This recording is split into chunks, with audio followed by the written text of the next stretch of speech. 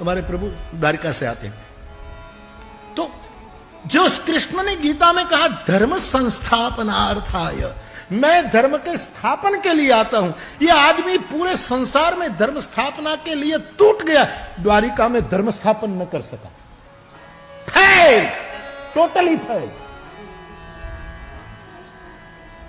हुआ द्वारिका में धर्म स्थापन। उसकी जनता, उसके बेटे, बेटे के बेटे धूम शराब पीते थे, द्वारिका के राजमार्ग पर शराब पीते थे। कुछ बातों तो मैं आपको न बताऊं वो ही अच्छा है, लेकिन जो है कि मुरारी बापू ने अपनी कथा में कहा है कि बलराम जी 24 घंटे मदिरा सेवन करते थे। क्या ब्रजराज श्री बलदेव जी के लिए ऐसी भाषा उचित है?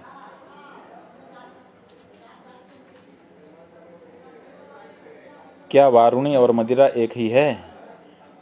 क्या ये वारुणी वरुण देव की पुत्री थी जिनको रस स्वरूप में श्री बलदेव जी ने ग्रहण किया?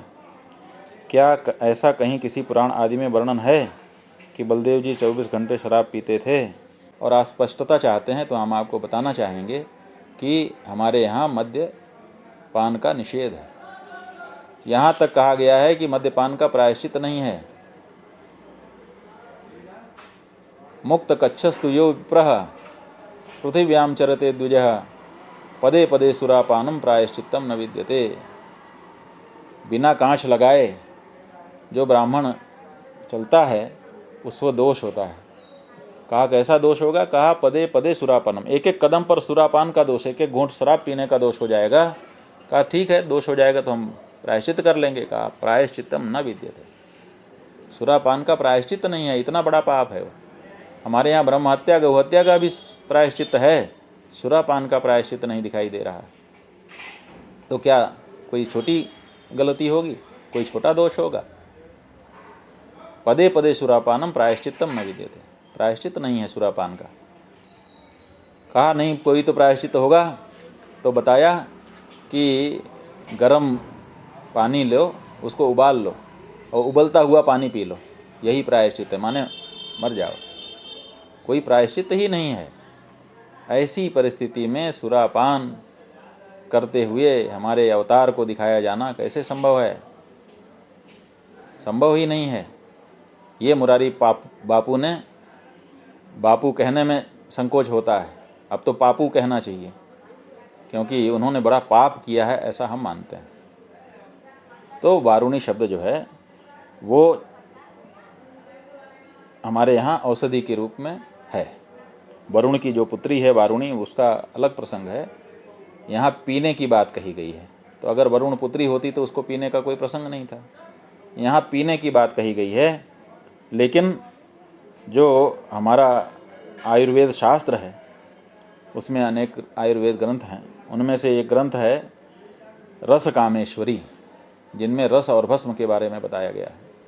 इस रस कामेश्वरी नाम के ग्रंथ के दिव्य चिकित्सा खंड के अध्याय 5 में ये बताया गया है कि पुनर्नवा शिवा पिष्टैर विहिता वारुणी स्मृता। पुनर्नवा एक जड़ी होती है और हरड़ एक जड़ी होती है, इसको पीस करके जो औषधि बनाई जाती है उसका नाम है वारुणी।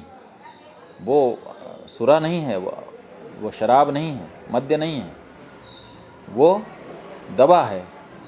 तो कोई व्यक्ति अपनी किसी काय चिकित्सा की दृष्टि से किसी औषधि का अगर सेवन करता है और जिसके रोग ज़्यादा होता है उसको दिन में 3 बार 5 बार भी औषधि हमारे वैद्य खिलाते ही हैं, तो वो दिन में कई बार अगर दवा पीता है तो इसमें क्या दिक्कत है?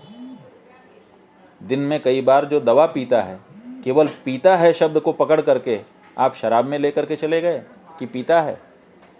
अरे दवा पीता है, तो दवा पीने में और शराब पीने में, पीना शब्द दोनों जगह एक है, लेकिन पीने में समझ समझ की आवश्यकता है। जैसे स्त्री का भोग करना चाहिए, तो स्त्री तो माँ भी है, स्त्री तो बहन भी है, क्या उसका उपभोग करेंगे?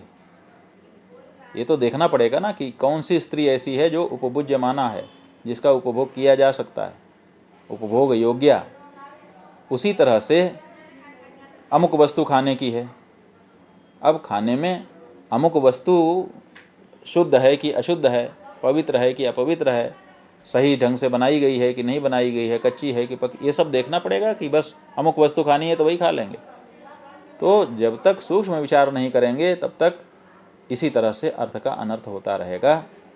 औषधि, वारुणी एक औषधि है, आयुर्वेद शास्त्र में उसका वर्णन किया गया है।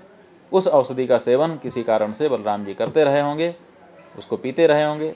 उसको पीने के कारण उनको पीने वाला घोषित करना निश्चित रूप से बुद्धि का दिवालियापन है, जो मुरारी बापू जैसे लोगों ने किया है। मुरारी बापू अगर यही एक बात कहते तब भी कुछ विचार किया जाता। वो तो कहते हैं कि टोटल फेल कृष्ण, धर्म की स्थापना नहीं कर सका। अब बताइए, टोटल फेल। मुरारी बापू के पहले किसी विद्वान को ये नहीं पता चल पाया कि कृष्ण टोटल फेल हैं। ये सत्य का साक्षात्कार मुरारी बापू नाम के ऋषि को हुआ। आश्चर्य है कि नहीं है? आपके व्यास, आपके शंकराचार्य, आपके दूसरे आचार्य सब फेल हो गए, क्योंकि इसी को एक जानकारी हो पाई। इसीलिए ये मुरारी बापू कह पा रहे हैं, क्योंकि उनकी बुद्धि पर उनका नियंत्रण समाप्त हो गया है। असल में तो इन्होंने पिया हुआ प्रतीत होता है। बलराम जी ने पिया नहीं पिया, लेकिन जो बात व्यासासन पर बैठ करके मुरारी बापू कहते दिखाई दे रहे हैं, इससे तो यही पता चलता है कि शायद यही पी पा करके बैठे हुए थे और बोल रहे थे। क्योंकि अनर्गल बातें, माने प्रलाप जो है, वो व्यक्ति शुद्ध मस्तिष्क से तो नहीं कर सकता। निश्चित रूप से उसके मस्तिष्क में कोई विकार रहा है और वो मद्यपान से ही आ सकता है। इसलिए हमको तो लगता है कि इन्होंने ही पी रखी थी। उसी समय अगर इनका टेस्ट किया जाता तो पॉजिटिव आ जाता।